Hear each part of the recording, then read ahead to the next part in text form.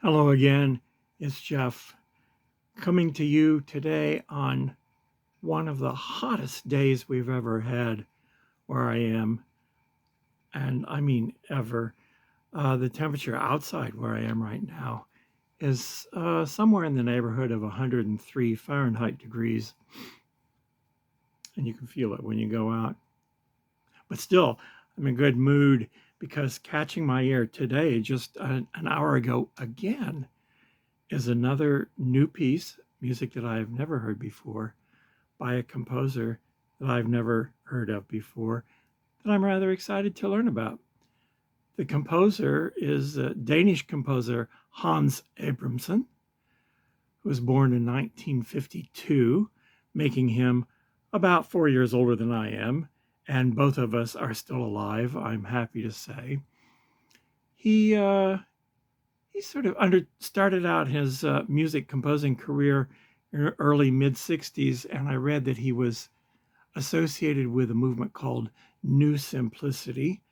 This was a classical music composition movement that was reacting against what was seen as too much complexity of virtually any kind you could mention with music of the earlier 20th century and where it was going.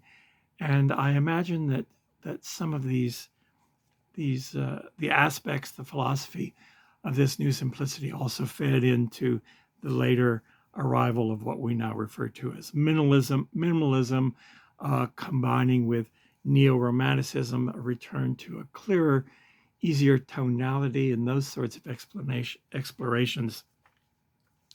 Perhaps the piece that we're going to hear is a rather more recent piece from 2012. This is his Quartet number 4, four-string quartet. It's in 4 movements. He's described the whole piece as a serene and cool piece. It may not match your ideas of serene and cool, but it will tell you what the composer thinks of as serene and cool.